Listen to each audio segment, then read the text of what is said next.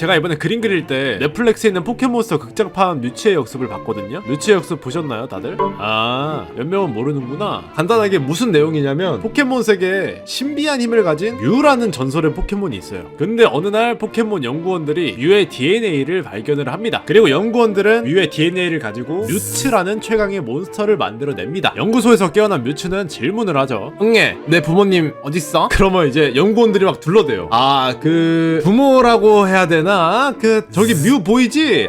저 포켓몬의 DNA에서 너가 탄생을 한 거야. 뭔지 알겠어? 아, 그럼 뮤가 내 엄마? 그거는 아닌데 다른 존재가 이제 널 만든 거지. 아, 신이 만들었구나. 신도 아닌데 우리가 만들어 봤어. 이렇게 되니까는 대답을 들은 우리의 뮤츠가 열이 뻗치죠. 왜? 연구원들이 뭘 만들었다고 했죠? 최강의 포켓몬. 인간이 만들었다 보니까 인간의 관점으로 연구가 진행이 될 수밖에 없겠죠. 인간이 살면서 가장 난폭해지는 시기가 언제입니까? 사춘기죠. 우리의 뮤츠는 최강의 포켓몬이 되어야 했기 때문에 연구원들은 뮤츠의 성격 디폴트를 사춘기에 맞춰버린 거예요. 그래서 뮤츠는 태어나자마자 나보다 나약한 인간들의 손에서 태어났다라는 것에 큰 자괴감을 느끼고 왜 우리 아빠는 인간인데!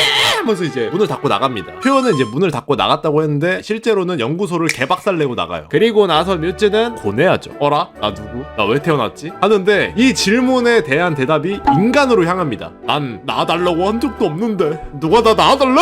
인간들한테 복수할 거야. 아니 이거 복수 아니야. 이건 역습이야. 해가지고 뮤츠의 역습이다. 포켓몬스터 뮤츠의 역습. 그래서 뮤츠는 포텐이는 포켓몬 트레이너 유망주들에게 초대장을 보냅니다. 좋은 분들과 좋은 곳에서 좋은 시간 보내려고 하는데 오시겠습니까?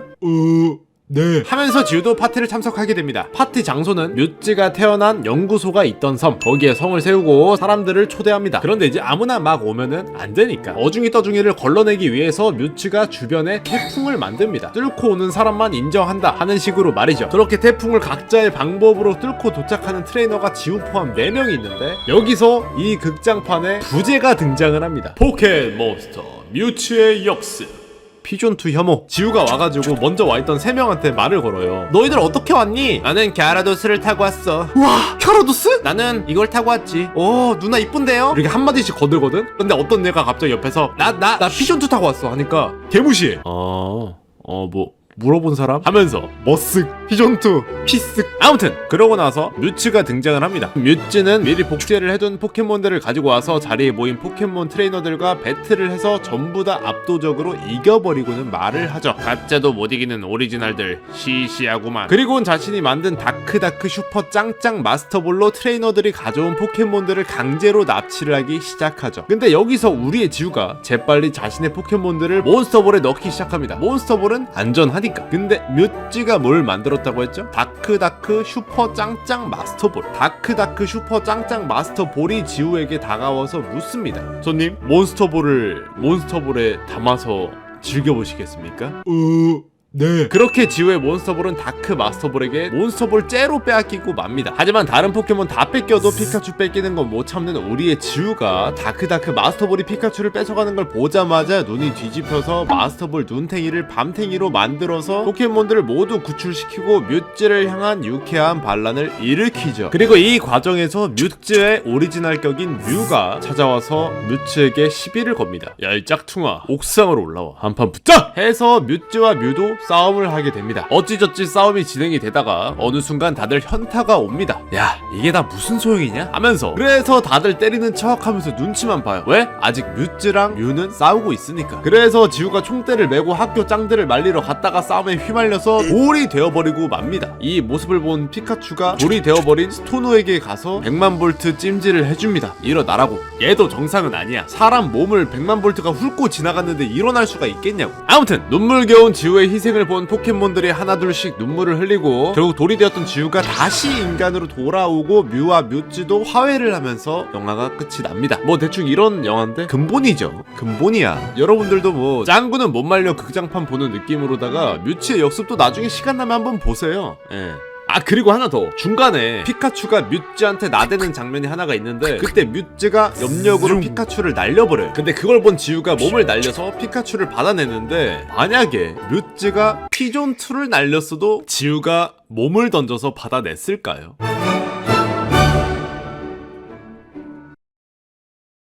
님들 이거 아세요? 지상 최악의 교도소에 가다. 넷플릭스 시리즈인데 제가 만화 같은 거 그릴 때마다 넷플릭스를 켜가지고 다큐멘터리를 보거나 아니면 뭐 영화 보거나 이런단 말이에요. 근데 요즘에 제가 이걸 봐요. 이게 어떤 내용이냐면 말 그대로 전 세계에 있는 교도소를 가보는 프로그램이에요. 근데 이거를 진행하는 진행자가 교도소 전문가야. 누명을 써가지고 12년 동안 감옥에서 지내본 사람이에요. 그래가지고 실제로 이 사람이 막 설명 같은 걸 덧붙여가지고 이제 얘기를 해주거나 이러면은 되게 몰입도 잘 되고 실제로 되게 재밌어요. 근데 이제 시즌 6의 두 번째 에피소드에서 사이프러스 공화국이라는 곳에 있는 교도소에 가거든요. 근데 여기가 몇 년 전만 해도 죄수들이 막 자살을 할 정도로 악랄한 교도소였는데 최근 몇 년 동안 지상 최고의 교도소로 바뀌었다는 거예요. 가보니까 교도소장이 거의 신이야. 죄수들이 막 나 요즘 너무 좋잖아, I'm so happy 막 이러고 있는 거야. 비유를 하자면 감옥계의 위디스크에서 감옥계의 구글이 되어버린 거야. 비유만 봐도 말도 안 돼. 근데 이제 이 진행자가 전문가잖아요. 어떤 일이든 만 시간을 투자를 하면은 그 일에 전문가가 된다는 그런 말이 있는 것처럼 이 사람은 전문가를 뛰어넘었어. 이 사람이 12년 동안 감옥에 있었으니까 시간으로 따지면 10만 시간 이상 있었던 거야. 이 사람은 그냥 걸어다니는 서울 남부 교도소야. 근데 이 사람이 생각하기에는 이게 뭔가 구린 냄새가 나는 거지. 나 서울 남부 교도소인디 이건 아니요 하는 거야. 근데 여기서 문제가 뭐냐, 여기가 어딥니까? 교도소죠. 하필 이때 누구와 인터뷰를 하고 있었냐면 사람을 넷을 죽이고 감옥에 온 교도소장의 광팬인 어떤 아저씨랑 이야기를 하고 있었단 말이에요. 근데 이 진행자가 세상에 이걸 아저씨한테 그대로 얘기를 해버리는 거야. 교도소장 광팬한테. 이 아저씨 순진하네, 속고 있는 겁니다. 예? 아저씨 속는 거라고요. 그러니까 아저씨가 막 해명을 해요. 아유 아닙니다, 아유 우리 교도소장님 아주 착하신 분이고 아주 좋으신 분이에요 이러면서. 그러니까 진행자가 똥 씹은 표정으로 교도소장한테 꼽을 줘요. 그 아저씨 앞에서. 야 정치하셔도 되겠네 에? 하면서. 그러니까 옆에서 듣고 있던 아저씨가 입은 웃고 있는데 눈만 보면은 5번째 살인을 할 다짐을 했더라. 이미 레디 박았어. 너만 가면 고야. 카메라 너만 가면 고. 아무튼 뭐 이런 재밌는 프로니까 오늘 좀 나쁜 짓 좀 해볼까 싶은 바이브다. 그러면 한 번쯤 억제기 마냥 보고 반성하는 시간을 가져보는 것도 좋을 것 같습니다. 감옥민수야 고맙다. 은근히 요즘 사람들이 해리포터를 잘 모르더라고요. 다들 이제 재밌다 해도 아무래도 시리즈가 너무 길다 보니까 시작을 못하고 있는 것 같아가지고 해리포터 설명회를 가지고 왔습니다. 근데 이제 제가 말하는 해리포터 설명회는 정확히 말하자면 해리포터 영화 1편 마법사의 돌을 중심으로 가져왔고요. 이걸 보고서 재밌겠는데? 보고 싶은데? 싶으신 분들이 가볍게 입문하실 수 있게 초점을 맞춰서 가져왔으니까는 재미로 봐주시면 좋을 것 같습니다. 일단은 해리포터 하면 아셔야 되는 게 이마에 번개 모양 흉터가 있다. 근데 여기서 중요한 게 이게 왜 생겼냐인데 해리포터 세계관은 마법사들이 존재를 합니다. 근데 이 마법사들 중에서도 이제 나쁜 마법사들이 존재를 하는데 그 중에서도 최고봉 일진 마법사계의 동탁이라고 할 수 있는 볼드모트라는 악당이 있어요. 이 볼드모트는 좀 나댄다? 이런 애들을 다 죽여버려. 말 대답해? 뿌쭝! 눈 안 깔아? 뿌쭝! 하면서 다 죽여버려. 근데 해리포터의 부모님이 볼드모트한테 눈을 야린 거지. 그러니까 볼드모트가 어쭈구리 이놈 봐라? 하면서 집에 쳐들어가서 해리포터의 부모님을 죽여버립니다. 그리고 나서 사악한 볼드모트는 갓난아기였던 응애 해리포터까지 죽이려고 죽음의 마법을 쓰는데 해리포터의 엄마가 알고 보니까 죽기 직전에 해리포터한테 무지개 반사 결계를 쳐놓은 거예요. 그리고 그 무지개 반사 결계가 볼드모트의 죽음의 마법 받아치기를 해버린 거야. 그래가지고 볼드모트가 지 마법에 지가 죽어요. 근데 이게 죽는다기보다는 이제 몸이 사라져가지고 영혼은 남아있는데 신체 리스폰 시간이 필요해가지고 좀 사리게 돼. 이 과정에서 조그맣게 해리포터의 이마에 상처가 난 게 번개 모양 흉터고 이 소식이 마법사 세계의 전설처럼 싹 퍼지게 됩니다. 해리포터 그가 이 세상을 구할 인재다. 엄마 난 커서 해리포터가 될래요 하면서. 근데 이제 볼드모트가 해리포터 부모님을 죽였잖아요. 그러니까 해리포터는 어쩔 수 없이 이모네 집에서 11년 동안 개고생하면서 살게 되는데 다행히 해리포터가 11살이 될 때 마법학교 호그와트에서 관심병사 해그리드를 보내서 해리포터를 학교에 입학을 시키면서 해리포터는 본격적으로 마법사로서의 인생을 시작하게 됩니다. 근데 이제 문제가 하나 있어요.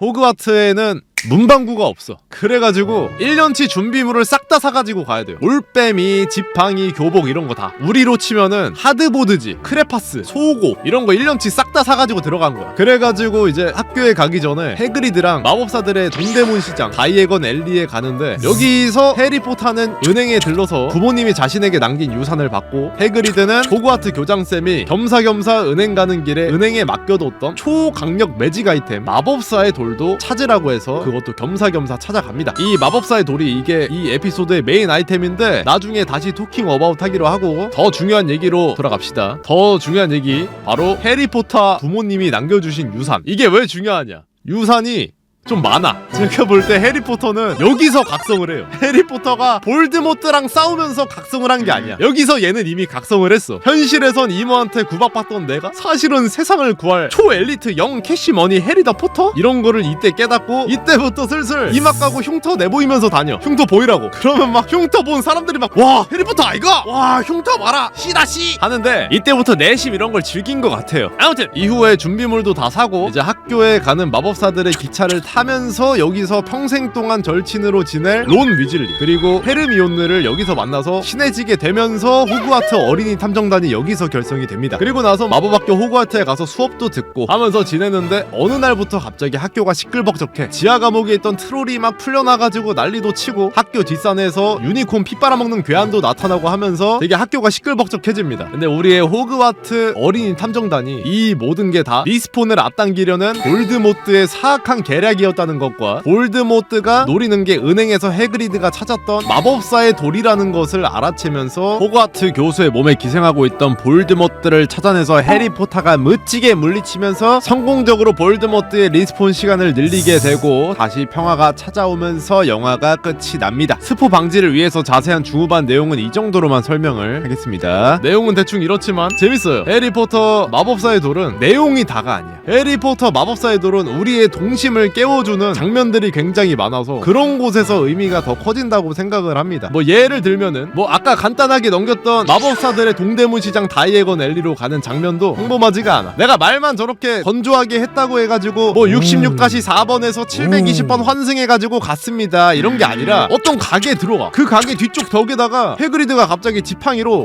톡톡 토독 하니까 갑자기 벽이 촤 해리포터 부금이 딱 오른쪽 올빼미 왼쪽이 빗자루 한다고. 이런 장면들이 재밌으니까 나중에 꼭 보세요. 동심을 깨워주는 정도가 아니야. 동심 아이스버킷 챌린지 시켜줄 정도니까 해리포터 한번 보세요.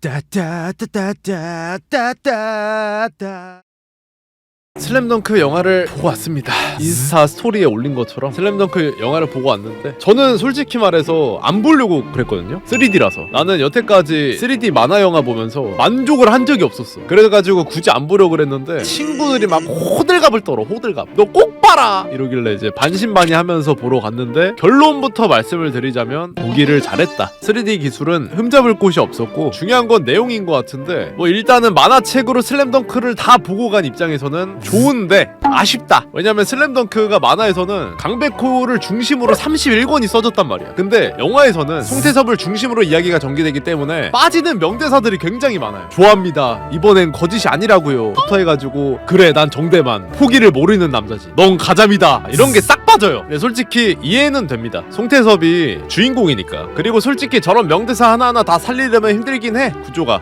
넌 가자미다. 진흙투성이가 되라. 이거 하나 나오려면은 한 40분을 설명을 해야 돼. 자 여기서 이 말을 하는 변덕규가 누구냐. 변덕규는 말이죠 능남이라는 고등학교의 주장을 맡고 있는 최지수의 라이벌이자 이런 거부터 다 시작해야 돼. 그렇기 때문에 얘는 한다. 얘는 하지만 이제 원래 팬으로서는 좀 아쉽다. 이런 부분이 있고요. 그래도 충분히 고맙고 보기 좋은 새해 선물 같은 영화다. 그리고 마지막 하이라이트 연출이 진짜 미쳤어. 막 고요하게 진행되는 그 급박한 상황의 연출이 있는데 극장에 있는 사람들 다 빡 집중해가지고 다들 숨소리도 안 나. 고요합니다. 이게 진짜 소름 돋아. 얼마나 고요하냐면 내 옆에 앉으신 아주머니 비염 있는 것도 그때 알았잖아. 비염 소리가 나더라. 그 정도로 고요해. 그리고 이제 다시 돌아가서 송태섭이 주인공이 되면서 잃은 것만 있냐 라고 물으면은 또 그것도 아닌 것 같은 게 제가 봤을 때 이제 송태섭이 주인공이 되면서 얻은 이점이 크게 두 가지가 있는 것 같아요. 첫 번째로는 이제 만화책에서 개인적인 이야기가 아예 안 나와서 송태섭이란 캐릭터에 대해서 우리는 잘 몰랐단 말이야. 근데 이제 이 영화가 나오면서 원래 만화책에 없던 캐릭터의 깊이감이 더해졌고, 두 번째로는 이제 만화를 읽지 않고 영화로 스타트를 끄는 관객들은 슬램덩크를 모르잖아. 모르는데 송태섭이라는 주인공의 서사로 시작을 하면서 갑작스럽게 만나게 된 끝판왕 산왕전이라는 에피소드에서도 관객들은 길을 잃지 않을 수 있었다 정도가 있어가지고 이제 진입장벽을 낮춰주는 역할을 한 것 같아요. 그래가지고 만약에 나 슬램덩크 안 봤는데 봐도 되냐 이러면은 개인적으로는 첫 스타트를 이 영화로 끊고 흥미가 생기면은 만화책도 한번 싹 보고 다시 한번 보는 거를 추천을 합니다. 아무래도 만화책 분량으로만 31권이 나오기 때문에 이건 절대 압축을 다 못해요. 이건 알집이 와도 압축을 못해. 그래가지고 개인적으로는 보면서 영화로 슬램덩크를 처음 접한 사람들은 보면서 오해하겠는데 싶은 부분이 몇 개 있었어요. 일단 가장 큰 건 그래서 북산이 뭔데 크크 사당은 중간부터 계속 언급이 돼요. 막 최강 사당, 엄마 난 커서 사당에 갈래요, 이런 게 계속 나와. 근데 이제 문제는 그래서 북산이 뭔데 크크 이게 되어버려가지고 상대팀만 주구장창 설명하고 주인공 팀은 설명이 아예 안 나온다,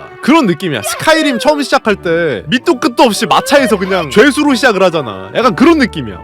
눈 떴는데 사당전, 눈을 떴구나, 여기가 어디, 자 가자, 아니 여기가 어딘데요, 설명할 시간이 없어, 가자, 이런 느낌이어가지고 따라오기 힘들겠는데 싶은 부분이 있다. 그런 부분이 아주 잘 드러나는 대표적인 장면 중 하나가 서태웅과 정우성의 1대1인데, 자 일단은 서태웅이라는 북산의 에이스가 있어요. 북산의 마이클 조단. 근데 이 서태웅이 사당의 마이클 조단인 정우성을 상대로 계속해서 시비를 걸어요. 너를 이기겠다, 너를 꺾어보이겠다, 이러면서 계속 시비를 걸어. 근데 주구장창 입 털더니 갑자기 냅다 패스를 날려. 말로는 그냥 널 이겨버리겠다, 널 뛰어넘고 내가 최고가 되겠다, 그리고 패스. 도라이지. 근데 만화책에서는 서태웅이 1대1을 하다가 패스를 날린다는 게 어떤 의미인지 31권 내내 싸우면서 이게 팡 터지는 장면이거든요. 와, 서태웅이? 이게 나오는데 영화에서는 미친놈이야, 넌 내가 쓰러뜨린다, 패스! 약간 깐죽거리는 유미 같다. 정대만도, 난 대만이도 멋있던데, 멋있긴 한데 알코올 중독자 같이 나와. 그러니까 정대만이 서사가 진짜 중요해. 캐릭터 자체가 체력이 부족한 이유가 있어요. 수술도 있고 공백 기간이 길어가지고 이런 게 다 설명이 안 되니까 정대만이 어떻게 나오냐면 전반전 끝나고 쉬는 시간에 줄담배 오지게 피고 온 것 마냥 갑자기 후반전 들어가자마자 애가 숨을 헐떡거리는 거야. 게다가 갑자기 헛소리까지, 내가 누구지? 나 누구였더라? 내가 뭘 하고 있었더라? 이러니까 도대체 북산은 뭐하는 팀이지?가 되는 거야. 게다가 아까 전에 제가 송태섭이 주인공이라서 스킵되는 명대사 명장면이 많다고 했잖아요. 만화에서는 이 모든 대만이 이상 증세를 한 방에 터뜨리는 내 이름은 정대만 명대사가 있는데 영화에서는 이게 빠져버려가지고 대만이는 진짜 그냥 3점 넣는 윤도 박사 포지션으로 나만 버린다. 그러니까 퍼스트 슬램덩크로 슬램덩크 입덕하시는 분들은 오해하지 마세요. 북산 그렇게 나쁜 애들 아닙니다. 이번은 진짜라고요.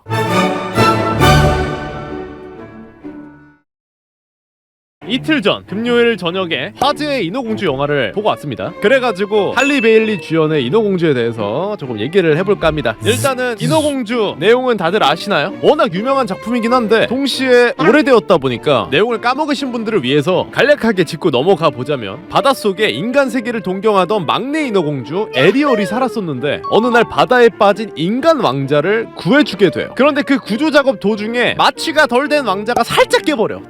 누구세요? 그러니까 인어공주가 사랑해요 하면서 노래를 해주는데 사람들이 갑자기 몰려와가지고 인어공주는 사람들한테 들킬까봐 물속으로 도망을 가버립니다. 그런데 인어공주가 바다에 돌아가고 나서도 이 초미남 왕자가 잊혀지질 않는 거예요. 올라가서 꽁냥꽁냥 하고 싶고 밀당도 하고 싶은데 난 인어잖아, 우리 집은 바다인걸 하면서 고민에 빠지게 돼요. 그런데 이때 세상금융권에서 연락이 와요. 다리 만들어드립니다, 목소리로 교환 가능, 고장난 목소리 다리로 삽니다 하면서 이걸 본 인어공주는 거래를 하기로 합니다. 왜냐하면 결국에는 다리가 필요할 것 같으니까. 물속에서 인간이랑 밀당 잘못하면 인간은 죽어, 아가미가 없거든. 그래가지고 안전한 밀당을 하기 위해서라도 다리가 필요하겠다라고 판단을 해서 목소리 오케이 진행시켜 하고 거래를 결심을 하는데, 이걸 이대로 1대1로 깔끔하게 교환을 해주면 제3금융권이 아니잖아요. 이자가 하루에 33%가 나가. 미친 이자율. 게다가 3일 안에 왕자 뽀뽀 못 받으면은 갚을 능력이 없다고 판단되어가지고 평생 노예로 남고, 거기에 플러스 줬던 다리도 뺏고 인어로 다시 복귀를 해야 되는 사항을 추가를 시켜요. 하지만 그런 심각한 사항도 ENFP인 에리얼은 난 그런 건 몰라이 하고 그냥 사인을 해버립니다. 일단 다리 받고 생각하자는 마인드로. 그 뒤에 목소리로 다리 교환을 하고 올라가서 왕자랑 잘 꽁냥꽁냥을 하는데, 실제로 에리얼이 빼어난 밈으로 1일차에 왕자한테 뽀뽀를 받을 뻔해요. 그런데 이걸 발견한 대법주 사장님이 에리얼을 가지고 그래가지고 한탕 크게 해먹기 위해서 이걸 방해를 해요. 그리고 대부업체 사장님이 1차에 거의 다 받을 뻔한 걸 보고 이러면 안 된다, 내가 가서 왕자한테 조치를 취해야겠다 해가지고 왕자한테 1, 2, 3 장구를 해요. 최면을 건다는 뜻. 그래가지고 결국 3일차까지 뽀뽀를 받지 못한 에리얼은 다시 인어가 되고 노예가 될 위기에 처하는데, 에리얼의 아빠 즉 용왕이 대부업체 사장한테 카톡을 개인적으로 보냅니다. 야야, 에리얼은 보내줘라, 내가 대신 갈게, 나 용왕이요 하면서. 대부업체 사장님 입장에서는 미쳤지, 이거 거의 사장님이 미쳤어요 급으로 퍼주기 딜을 시전하는 건데. 그래가지고 대부업체 사장님이 이 겐톡을 받고 오케이. 근데 거기에 삼지창까지 해가지고 이 삼지창을 받은 대부업체 사장님이 힘이 너무나도 세져서 세상이 개판나기 직전에 도달을 하는데, 이걸 이제 왕자가 김 사장이 보냈소 하면서 세상을 구하고 해피엔딩 하는 이야기인데, 이번에 나온 신작 인어공주 또한 전체적으로 이거랑 바뀐 내용이 거의 없어요. 진짜 거의 똑같아. 단 마지막에 마녀를 담그는 역할이 왕자가 아니라 인어공주로 바뀐다는 것만 제외를 하면. 근데 다른 실사 영화도 원본이랑 스토리가 크게 다르지 않잖아요. 인어공주도 비슷한 게 뭐가 문제야? 할 수도 있는데, 알라딘 실사 영화도 자스민 공주 아빠가 흑인이었으면 스토리 다시 짜야 돼. 어떻게든 관객 설득시켜야 되니까. 근데 원본대로 갔잖아요. 자스민 입양된 거 아니었잖아. 그러니까 비슷하게 가도 괜찮은 거죠. 하지만 여기서 우리의 디즈니 100주년 기념으로 나온 인어공주 실사와 영화는 스토리를 전혀 바꾸지 않음으로써 연기도 못하고 원본 캐릭터만 해치는 아프리칸 아메리칸 드레드락 인어공주가 나와야만 했던 이유를 관객들에게 전혀 설득을 시키지 않았다는 말이 되는 거죠. 그냥 설득시킬 생각이 없어. 애초에 주인공의 설정을 이렇게 틀어놨으면서 야 이래야만 해, 이거 인정 못하면 인종차별임 하면서 찡찡거리고만 있는 거지. 이거 극장 가서 15,000원 주고 보고 있으면 진짜 열받아요. 게다가 영화가 관객들을 설득시키지 않으니까 어떤 일이 일어난지 알아요? 중간에 그런 장면이 있어요. 왕자한테 최면을 건 이 대부업체 사장님이 에리얼의 목소리를 뺏어서 저장해놓은 목걸이를 차고 있었는데, 에리얼이 뛰쳐나와서 이 대부업체 사장님의 목걸이를 깨 부숴서 자신의 목소리를 다시 찾아가는 장면. 내용이 절정에 다다르는 그런 중요한 장면인데, 영화가 관객들을 설득시키지 못하니까 이 대부업체 사장에게서 목소리를 다시 뺏어가는 이 장면이 아이언맨을 좁히고 인피니티 스톤들을 다시 뺏어가는 타노스랑 겹쳐 보이더라고. 영화관에서 인어공주를 보면서 인류 조졌네 라는 생각이 들었다니까? 이게 말이 돼? 게다가 영화 얘기를 좀 더 하자면, 마지막 장면에서 아까 위에서 말했듯이 마녀 담그는 역할을 에리얼한테 줘버리니까 마무리도 개판이 되어버렸어요. 왕자는 진짜 아무것도 한 게 없다고. 원작에서는 마녀가 에리얼한테 정신이 팔렸을 때 왕자가 담그는 거였거든? 김 사장이 보냈어 하면서. 그래가지고 마녀를 무찌른 다음에 왕자랑 인어공주랑 같이 우리 진짜 둘 다 고생 많았다 하는 느낌이었는데, 뉴 인어공주에서는 그냥 인간 와드야. 인어공주가 뭐 할 때 위험핑 한번 찍어주고 끝. 그러다 보니까 엔딩에서 마녀가 쓰러진 뒤에 용왕이 나와가지고 에리얼한테 잘했다 내 딸 하면서 말을 걸 때 진짜 열받게 에리얼이 선심 쓰듯이 아빠 왕자도 같이 했어요 하면서 슬쩍 껴주는데, 그걸 들으면서 웃음이 나더라고. 왕자가 도대체 뭘 했는데? 뭐 마녀 전멸 체크했어? 심지어 이 다음 장면에 왕자랑 에리얼이 같이 배를 타고 떠나는 엔딩 장면이 나오는데, 이때도 이 분위기가 이어져가지고 저 둘이라면 어떤 일이 있더라도 잘 헤쳐나갈 거야, 잘 가라 하는 느낌이 전혀 안 들어요. 그냥 자신의 숨겨진 힘을 깨우친 호카게 에리얼과 수리검 왕자님 같은 느낌이야. 왕자는 액세서리가 되어버렸어요. 최악의 영화였다. 정말 오랜만에 내 인생 최악의 영화 심영래 감독의 라스트 갓파더 자리를 위협하는 작품이 나왔는데, 그래도 마녀 역할이었던 멜리사 메카시의 울슐라 연기 덕분에 꼴찌는 면했다. 별점 5점 만점에 0.5점. 그리고 원작이랑 비교해보려고 유튜브에서 인어공주 원작 영화를 사서 어제랑 오늘 한 번씩 2번을 봤는데, 놀랍게도 지금 인어공주 원작 영화가 애니메이션 영화 중 판매 1위야. 이러려고 그랬나? 싶더라고. 디즈니의 큰 그림인가? 오리지널 다시 팔아먹으려고? 약간 유튜브 똥깽 광고처럼 플러스 10이랑 마이너스 10 두 개 뻔히 있는데 굳이 마이너스 10 가가지고 열받게 하듯이 인어공주 백인 흑인 흑인 빨간 머리 드레드락 드레드락 와 진짜 미쳤나?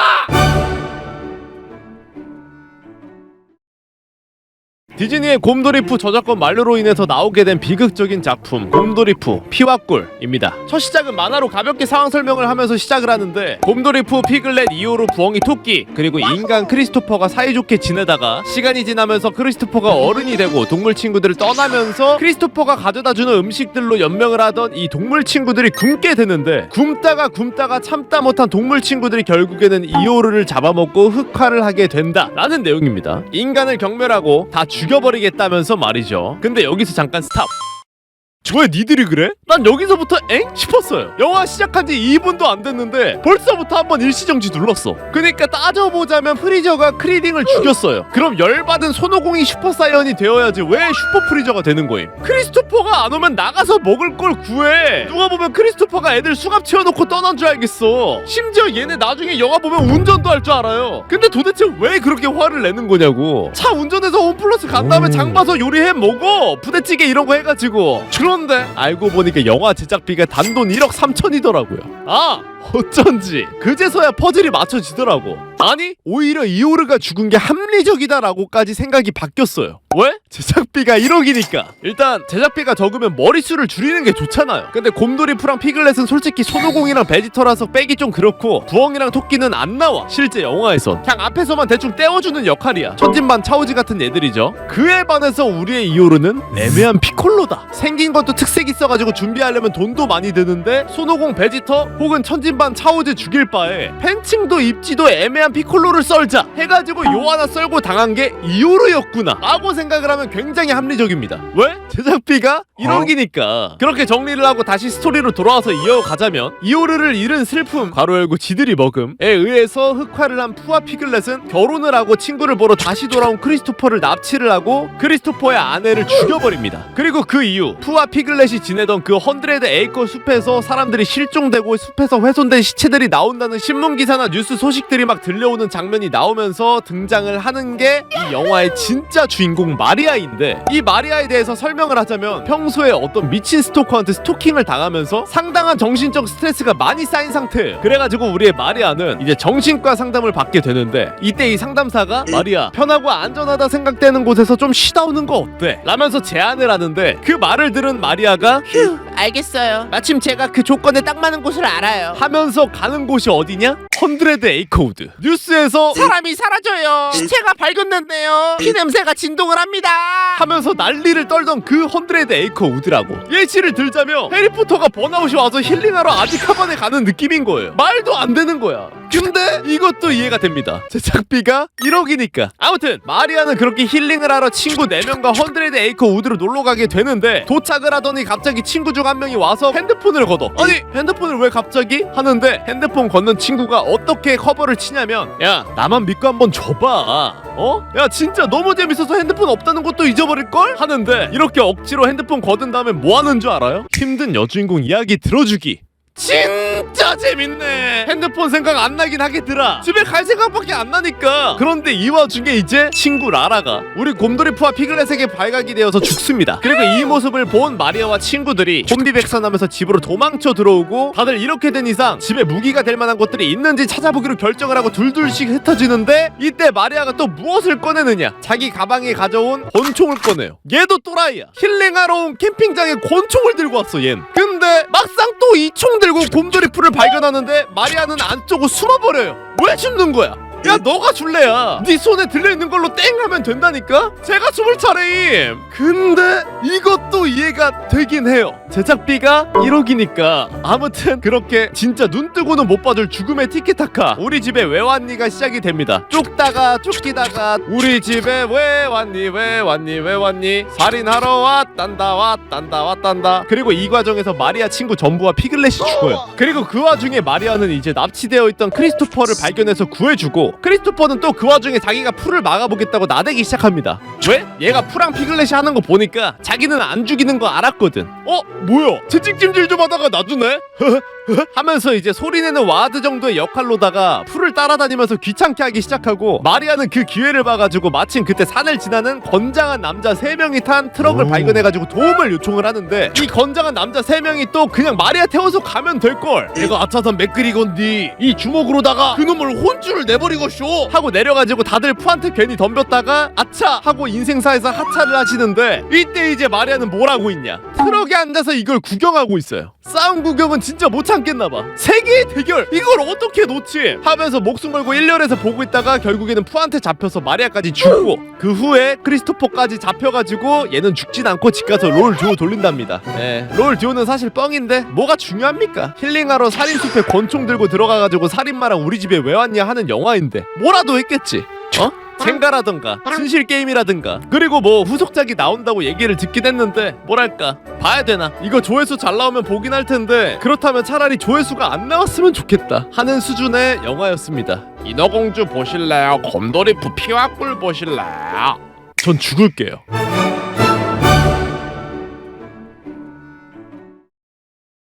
오펜하이머를 보고 왔습니다. 아니 사실 본지 꽤 됐어요. 영화는 16일 날에 봐서 바로 만들려면 영상을 만들어서 올릴 수 있었는데 좀 기다렸습니다. 왜냐하면 제가 최근에 본 작품들이 브로콜리, 취나물, 두릅 같은 작품들이었어가지고 상대적으로 이 오펜하이머를 내가 너무나도 과대평가를 하고 있는 게 아닐까, 오랜만에 먹어본 고기 반찬에 내가 눈이 돌아간 게 아닐까 싶어가지고 음식 평가하기 전에 물로 가글을 하듯이 시간을 좀 두고 객관적인 평가를 하려고 노력을 하느라 일주일이 넘어서야 이렇게 올리게 되었고, 사실은 좀 더 기다려가지고 다음 달 초에 올리려고 했어요. 더 많은 사람들이 영화를 보고 난 다음에 이 오펜하이머 감상의 영상을 올리면은 좀 더 많은 사람들과 공감을 할 수 있을 것 같아가지고. 그런데 못 참겠더라고. 몇몇 사람들이 말도 안 되는 욕을 하면서 평을 다는 사람들이 있어가지고 제가 가만히 참을 수가 없었어요. 물론 이제 영화라는 것 자체가 사람들의 다른 취향에 따라 각자 다른 평이 나오는 그런 예술인데, 그렇다고 쳐도 아 뭐야 과학영화였네 찍찍 하는 거는 열받잖아요. 이건 선 넘었잖아. 아니 오펜하이머가 과학자야. 과학자 이야기인데 과학 이야기를 하지. 그럼 무슨 얘기를 해? RP와 레모네이드 만들기니까 레모네이드를 만들지 동파육을 만들 수는 없잖아요. 과학자인 걸 몰랐을 수도 있지.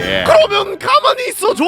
그리고 오케이 모를 수 있다고 쳐요. 모를 수 있지 인정. 근데 예고편만 봐도, 아니 포스터만 봐도 알 법하잖아. 뒤에 폭탄이 있고 어떤 아저씨가 그 앞에서 멋지게 폼 잡고 있어. 과학자나 군인의 이야기인가 하는 생각이 날 법도 하잖아. 폼 잡고 있는 아저씨가 급식 영양사는 아닐 거 아니야. 아무튼 그래가지고 예상보다 좀 더 빨리 오펜하이머 감상회가 만들어지게 되었다. 뭐 개인적인 이야기는 여기까지 하고 영화 이야기로 들어가 보자면, 이 오펜하이머라는 영화의 시작은 프로메테우스의 신화 이야기로 시작을 하더라고요. 프로메테우스는 인간들을 위해 신에게서 불을 훔쳐 인간들에게 가져다 주었다. 그리고 그 벌로 프로메테우스는 평생 매달려 새들에게 장기를 쪼이는 형벌을 받았다 라는 신화죠. 그런데 일단 저는 오펜하이머라는 인물과 프로메테우스의 신화가 유사성을 띠면서 맞물리는 것부터가 너무 좋았어요. 시작이 쫀쫀했다고 해야 되나? 실제로 오펜하이머가 지휘를 했던 맨해튼 프로젝트의 마지막 단계였던 핵폭탄 실험을 하는 장면에서는 빛이 새하얗게 스크린을 채우면서 놀랍다 못해서 뭔가 신성한 느낌까지 느끼게 해주는, 처음 프로메테우스의 신화로 시작한 이 영화를 보는 관객들이 무의식적으로나마 이 아메리칸 프로메테우스가 인류에게 커다란 불을 가져다 주었다 라고 느끼게 해주는 것이 너무 좋았고, 영화 초반에 갑자기 정신없이 막 다양한 시간대에 다양한 사건들의 초입 부분들을 굉장히 빠르고 쉴 틈 없이 이것저것 나열하는 부분들이 있는데, 이런 장면들이 마치 책의 목차처럼 관객들에게 이 오펜하이머라는 인물과 지금 이 영화에서 다룰 일련의 사건들을 마치 초벌구이를 해주듯 먹기 좋게 미리 관객들의 무의식 속에 세팅을 해주는 효과를 주었던 것 같아가지고, 솔직히 말하면 어렵다고 느낄 수 있었던 다른 논란의 영화들보다는 좀 더 쉬운 편이었던 것 같고요. 그리고 너무 신기한 게 개인적으로 문과 입장에서는 그렇게 어렵지 않은 영화였거든요. 어렵지 않다라고 하기보다는 이해하는데 솔직히 그렇게 많은 이과적인 지식이 필요로 하지 않더라 하는 느낌이어서 굉장히 스무스하게 봤는데, 이과분들은 굉장히 어렵다고 느끼는 경우가 많더라고요. 나만 해도 히히 별거 없네 하는 느낌이었는데, 이과 친구들이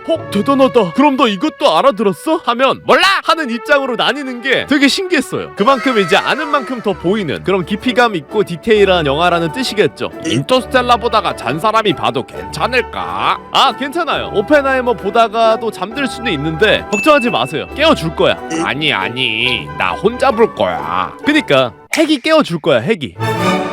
아 그리고 하나 더, 이 영화에 나온 에드워드 텔러라는 과학자의 역할을 연기하신 베니 사프디라는 이 배우분이 사실은 형과 함께 사프디 형제 감독으로 유명하신 분이라는 거, 대표적으로 굿타임과 엉컷 잼스라는 영화를 만드셨는데 이 두 작품들도 잘 만드셨으니까 관심 있으시다면 이것들도 보는 걸 추천합니다. 제 영상을 보시면 아시겠지만 제가 정말 좋아하는 애니메이션 중 하나가 원피스거든요. 사실 나뿐만 아니라 내 나이 또래 사람들한테 원피스는 그냥 만화 그 이상이야. 밀짚모자 해적단의 모험 자체가 우리의 모험이었거든. 그런데 그런 원피스의 실사화가 넷플릭스에 오늘 올라왔더라고요. 그래가지고 방송 전에 한번 봤죠. 그 몇 달 전에 나왔던 예고편도 슬쩍 보긴 했는데, 예고편은 말 그대로 예고편이니까 뭔가 애매한데 싶은 부분이 있어도 딱히 먼저 말을 꺼내지 않고 오늘까지 기다려가지고 본편을 본 거였는데, 본편도 애매하더라. 뭐랄까? 흙탕물 같아요. 시간이 좀 지나면 흙은 가라앉고 위에 좀 애매하게 깨끗한 물이 뜨는 거 아시죠? 그거 같아. 실사화를 많이 보시는 분들은 이 정도면 되게 잘 뽑았다 하시는데 상대평가 말고 절대평가로 점수를 매겨보자면 이건 흙탕물이 맞아. 뭐 스토리를 조금씩 바꾼 건 괜찮은데 그 외의 요소들이 전체적으로 이상해요. 배경 미술도 종종 나오는 이상한 촬영 구도도 가끔만 좋아지는 액션도 다 이상해. 샹크스가 루피를 구해주는 장면만 봐도 딱 나와. 나짱 큰 해왕류. 우와. 와 CG 잘 찍었는데? 그 다음에 샹크스 팔 잘리고 퓨 꺼져라. 눈도 CG 괜찮은데? 그 다음 하이라이트 하지만 샹크스 팔이 하는데 딱 봐도 옷 안쪽에 뒷짐지고 팔 잘린 척 하고 있는 게 실루엣으로 보여요. 이런 게 보이는데 어떻게 칭찬을 해요? 칭찬할 거리는 많았어 의외로. 그런데 마감을 이따구로 해버리면 내가 이걸 어떻게 좋다고 칭찬을 하겠어요. 예를 들어서 내가 커피를 마시려고 해. 근데 바리스타 40년 경력의 프로 베테랑 바리스타가 영국 왕실에서 쓰는 커피잔을 가지고 와서 에비앙 물을 끓여서 루아 커피를 한 잔 따라주겠다고 하네? 좋아요 했는데 누가 봐도 길고양이 한 마리 데려와가지고 내 커피잔에다가 대고 대변을 보게 하려는 것 같다니까? 최소한 사양 고양이과로 맞춰오든가. 얜 누가 봐도 코리안 쇼테어잖아요. 이건 루아 커피가 아니라 그냥 똥물이잖아. 40년 경력의 프로 베테랑 바리스타가 에비앙 물로 끓여서 영국 왕실 커피잔에 담은 똥물. 마무리가 안 된다고. 마무리가. 드라마 이름을 아예 바꾸든가. 원피스 말고 밀짚 모자 피와 꿀로. 아무튼 그리고 오늘 오후 4시에 실사가 나온 거기 때문에 일단 저는 2화까지만 본 상태긴 합니다만 2화까지의 나의 평을 남겨보자면 전체적으로 좀 많이 기괴하다 였습니다. 분명히 내가 아는 원피스는 섭취한 사람한테 신비한 초능력을 주는 악마의 열매를 중심으로 초능력 해적 모험을 떠나는 건데 원피스 실사화는 소말리아 해적단의 금풍 갈치 폭행 및 인신매매를 보는 느낌이에요. 특히 광대 버기랑 달팽이 전화기. 원피스를 모르시는 분들이 있을 수 있으니까 그분들을 위해서 이 광대 버기라는 캐릭터를 좀 설명을 해드리자면 만화상으로는 이렇게 생긴 광대 캐릭터인데 만화의 완전 초반부터 20년이 넘는 세월을 주인공과 같이 성장해온 귀여운 악당. 이제 쉽게 설명을 하자면 세균맨 같은 포지션의 캐릭터인데 이 친구가 섭취한 초능력 열매가 동강동강 열매라는 악마의 열매예요. 신체 분리 마술사분들이 보여주시는 것처럼 신체를 막 분리해가지고 싸울 수 있는 그런 캐릭터인데 실사화로 넘어와가지고 관절 분리하고 팔다리 죄다 요 하나 떼고 해가지고 싸우니까 너무 징그러운 거야. 우리는 약하고 성격은 사납지만 주인공과 케미가 나는 커여운 치와와 같은 빌런을 원했던 건데 실사화로 넘어오면서 북극곰이 됐다니까? 북극곰은 사람을 찢어. 주인공이랑 치와와랑 같이 있으면은 어머 저것 좀 봐 하는 느낌이 나와야 되는데 주인공이랑 북극곰이 같이 있어버리니까 어머 저것 좀 봐 가 되어버린다니까? 그리고 하나 더 위에서 말했던 전보벌레. 원피스 세계관에는 전화가 없어요. 그렇기 때문에 요렇게 생긴 달팽이 전화기를 쓰는데 이게 실사화로 넘어오면서 진짜 달팽이가 됐어. 너무 기괴해요. 여기에 왜 이렇게 최선을 다한 거야? 달팽이 질감이랑 누나를 왜 살린 거냐고. 적당히 한 2만원만 써도 됐잖아. 어노잉 오렌지 마냥. 얘만 나오면 흠칫흠칫 놀라. 뭐 아무튼 그래가지고 여러가지 요소로 2화까지밖에 안 보긴 했는데 보는 내내 진짜 보기 너무 힘들더라. 원피스와 20년 우정의 힘으로 끝까지 보려고 했는데 일단은 너무 힘들어가지고 잠시 스탑을 해놓은 상태입니다. 그래도 1화에서 멈추진 않았네. 멈출 뻔했지. 내 2023년 통틀어서 가장 힘들었던 순간 중 하나였어요. 원피스 실사화 다음화 버튼 누르기. 얘가 한 2등 정도 하겠다. 1등은 뭔데? 인어공주 예매 버튼 누르기.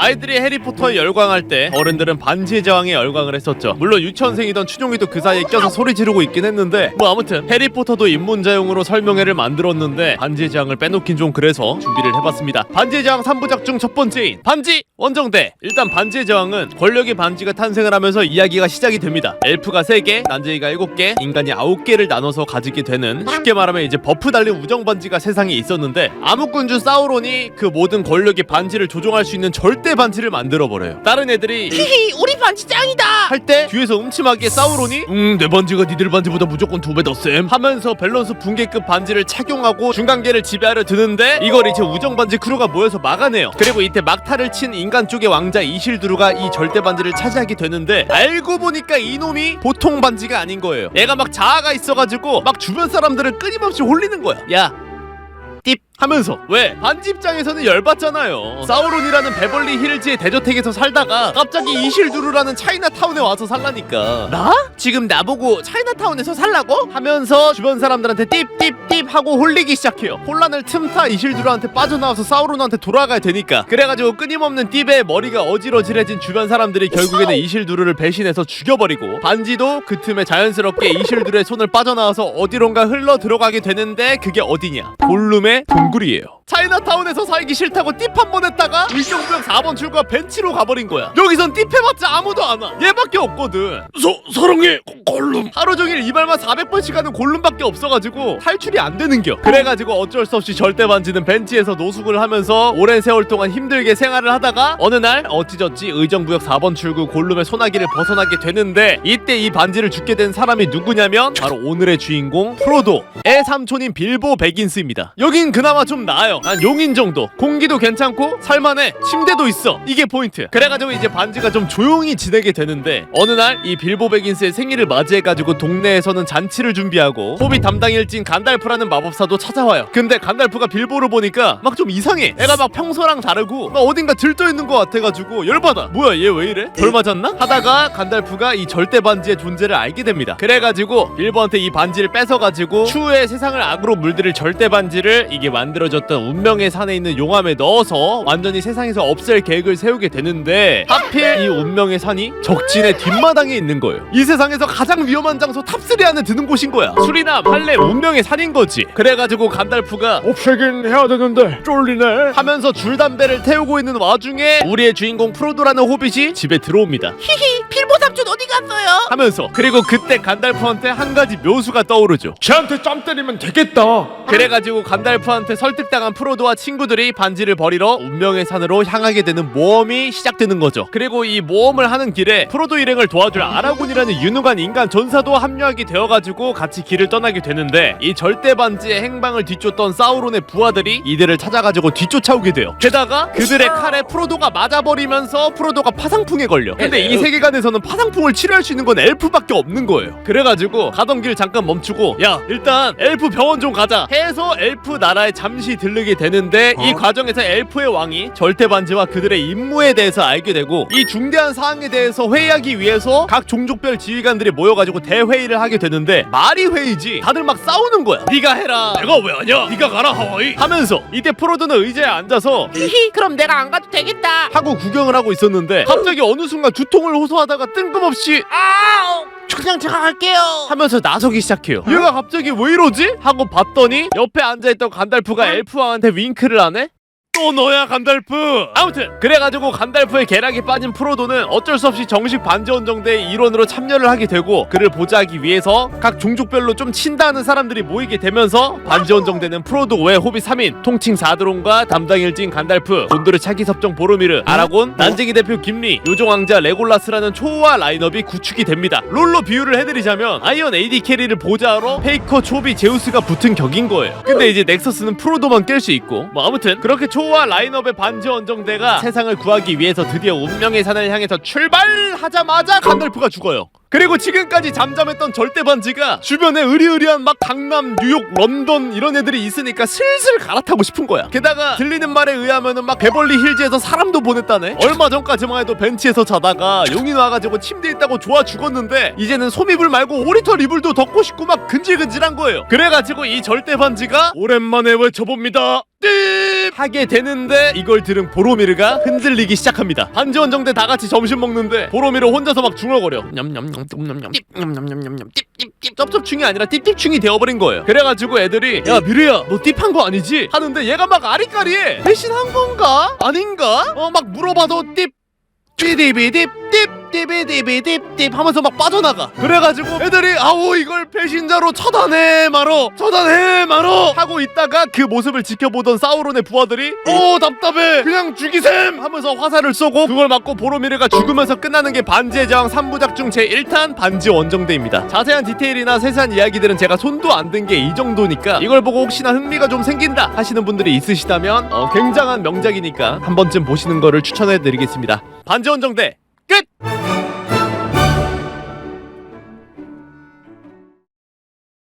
제가 요즘에 영상 작업을 하면서 보는 프로그램이 있는데 히스토리 채널에서 하는 60 Days in 교도소 라이브라는 프로그램이에요. 이게 무슨 프로그램이냐면 60일 동안 일반인 참가자들을 받아가지고 교도소에 위장 생활을 하게 하면서 교도소 내 범죄들이나 비리들을 찾아내서 교도소의 환경을 개선하는 그런 프로젝트를 담은 프로그램인데, 그러다 보니까 우리가 몰랐던 세상인 교도소의 모습들을 되게 낱낱이 보여주게 됩니다. 그런데 보다 보니까 좀 이상한 게 있어가지고 여러분들한테도 소개를 시켜 드려볼까 합니다. 진짜 이상해.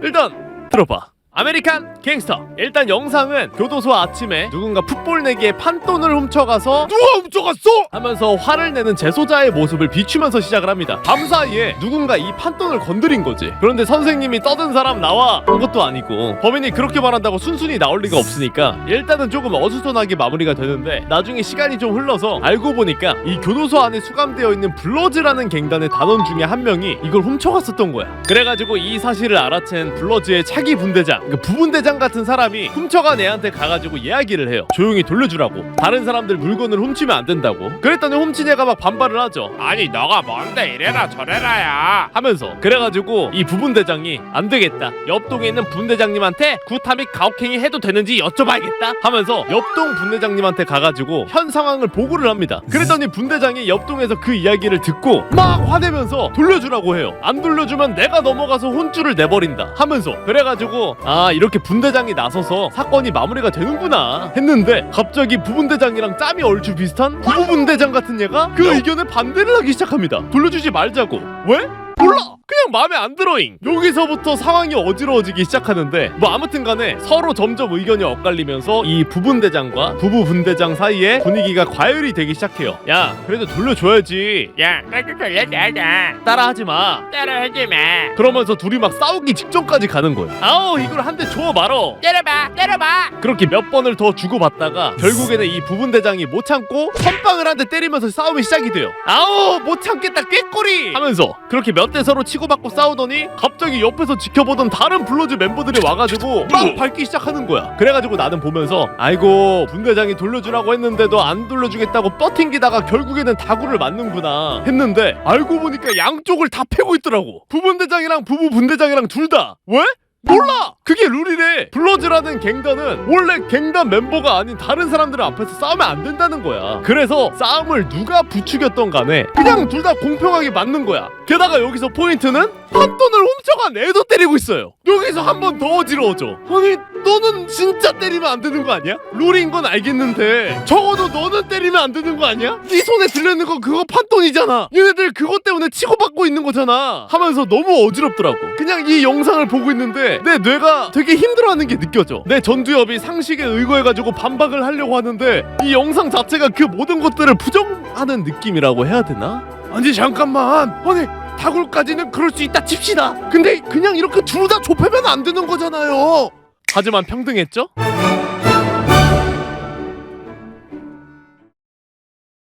프레디의 피자 가게 영화를 보고 왔습니다. 사실은 안 보려고 했는데 댓글이나 DM으로 추천도 많이 오고, 무엇보다 파라노멀 액티비티 시리즈나 더 퍼지, 인시디어스 같은 저예산 공포 영화들 제작사로 유명한 블루마우스가 붙었더라고요. 그래가지고 개인적으로 호기심이 생겨가지고 보고 왔고요. 이것저것 할 말이 많은데 일단은 시작하기에 앞서 간단하게 프레디의 피자 가게 영화의 줄거리를 대충 요약을 해드리고 가자면, 어릴 적에 가족이랑 피크닉을 갔다가 어린 남동생이 눈앞에서 납치를 당하는 고통스러운 기억을 안고 살아가는 주인공이 있었습니다. 그리고 그런 주인공에겐 귀신을 보는 늦둥이 여동생이 있었어요. 주인공의 부모님은 몇 년 전에 돌아가셔가지고 주인공이 이 여동생을 돌봐야 하는 상황이었는데, 주인공은 남동생 납치에 대한 트라우마로 인해서 각종 일자리들에 적응을 못하고 있었죠. 그런데 이때 주인공의 못된 이모가 주인공의 이런 사회 부적응 포인트를 이유로 대면서 주인공 여동생이 양육권을 가져가려고 겐세이를 칩니다. 왜? 정부에서 나오는 육아지원금을 먹으려고. 하지만 우리의 주인공은 자신만 바라보는 어린 여동생을 못된 이모에게 보낼 수 없었기에 어쩔 수 없이 어린아이들이 사라지고 사람을 해한 이력이 있는 수상한 폐 가게인 프레디의 피자 가게에서 야간 경비원으로 일하면서 그곳에 남겨진 귀신 들린 애니메트로닉스들과 우당탕탕하는 그런 내용이라고 요약을 할 수 있겠고, 뭐 영화에 대한 결론부터 이야기를 하자면 개인적으로는 높은 점수를 주고 싶지 않다. 5점 만점에 2.5점 정도. 왜냐? 영화 자체가 초반에는 초반은 굉장히 괜찮아요. 정성 들여서 잘 쌓아오다가 후반부에 깎아먹는 게 많더라고요. 물론 이 영화 자체가 동명의 원작 공포게임의 스토리를 알아야 훨씬 재미있게 즐길 수 있고 더 깊게 알 수 있는 그런 원작 팬들을 위한 헌정 영화라는 거 압니다. 그런데 애초에 이런 헌정 영화들도 잘 만들면 원작을 되게 빛나게 해주거든요. 예를 들면 퍼스트 슬램덩크처럼. 하지만 이 영화 같은 경우에는 보고 나서 원작 게임에 대한 궁금증이 하나도 없었다. 보면서 이건 뭐야? 저게 뭘까? 하는 게 아니라 그냥 그랬구나. 그래, 잘 알겠다. 이제 가라 하고 끝나요. 근데 이게 또 나쁘지만은 않아. 참 역설적이게도 개인적으로는 이러한 특징들 자체가 이 영화랑 또 궁합이 얼추 잘 맞아 들어간다고 생각을 합니다. 뭐랄까? 공포 영화를 이렇게 어정쩡하게 만들어 놓으니까 공포 영화를 잘 못 보는 사람들을 위한 튜토리얼 공포 영화가 만들어진 느낌? 매운 건 못 먹는데 엽떡은 먹고 싶은 사람들을 위한 엽떡 착한 맛 같은 그런 영화라는 거죠. 그런 나름의 매력이 있다. 그리고 영화 자체가 12세 이용가이고 어린 친구들을 많이 겨냥했다 보니까 영상 장치들이나 영화 자체에 별로 익숙하지 않은 어린 관객들을 위해서 정말 친절하게 장치들을 설계해놨기 때문에 보는 내내 뇌가 좀 편한 느낌이었어요. 어느 정도로 친절하게 설계를 해놨냐면, 자, 이게 클릭이야? 하는 수준으로 설계를 해놨어요. 감독이 그냥 레이저 포인트 하나 집어들고, 자, 여기 보세요. 자, 이쯤에서 이제 재밌는 거 하나 나옵니다. 자, 하나 둘 셋, 얍! 재밌죠? 자, 이제 저기 보시면 됩니다 하는 수준으로 나와가지고 어린 친구들이나 영화 혹은 공포 영화에 익숙치 않은 분들이 보기에는 쉬워서 좋을 것 같긴 하더라고요. 실제로 나왔던 한 장면으로 예시를 들어주자면, 영화 중간에 피자 가게에 불량배들이 침입을 하는데 그걸 알아챈 피자 가게 속 애니메트로닉스들이 이 불량배들을 처단하려고 슬슬 움직이기 시작하면서 전체적으로 긴장감이 고조가 되는 장면이 있는데, 이 장면만 봐도 가게를 때려부수던 불량배 뒤에 있던 거대한 환풍기가 멈춰있다가 갑자기 느리게 돌아갑니다. 그래서 관객이 자연스럽게 환풍기가 돌아가네? 하면서 그쪽으로 시선을 돌리면 그 환풍기의 뒤로 애니메트로닉스가 쓱 지나가는 게 보이는 방식이에요. 굉장히 쉽죠? 게다가 감독이 영상 속 중요한 장치나 아이템은 절대 한 번만 보여주지 않아요. 한 번 보여주면 관객들이 모를 수 있으니까 두 번, 세 번 계속 보여줘요. 이거 보세요! 이거 나사! 중요합니다! 하더니 5분 있다가 또 나와서 또 말하고, 이렇게 10분 있다가 또 나와서 또 말하고 거의 관객들 눈에 때려박는 수준으로 퍼준다. 하지만 분명히 더 잘 만들 수 있었을 텐데 말아먹은 게 아쉽다. 개인적으로 아쉬웠던 거는 초반에 주인공의 트라우마와 꿈을 연결해놓고 꽤나 공을 들여가지고 이걸 스토리에 흥미롭게 녹여놨는데 중후반에 이 설정이 생각보다 너무 가볍게 쓰인 느낌이어가지고 별로였어요. 뭐랄까? 카드 2장을 제물로 바쳐가지고 고스트 위프를 소환한 느낌? 이 정도 제물이면 푸른눈의 백룡도 소환할 수 있는데 왜 이딴 걸 쓰지? 하는 느낌이 좀 있었고, 또 주인공 설명은 너무 잘하는데 나머지 인물들의 설명이 너무 없었어. 초반 주인공의 빌드업처럼 차근차근 했다면 완성도가 훨씬 좋아졌을 텐데 많이 아쉬웠다. 전체적으로 정리를 한번 해보자면 볼만은 한데 굳이 지금? 굳이 영화관에서? 굳이 14,000원 내고? 싶은 그런 영화다. 원작 팬이 아니라면 나중에 넷플릭스에 올라오면 집에서 그냥 보세요. 끝!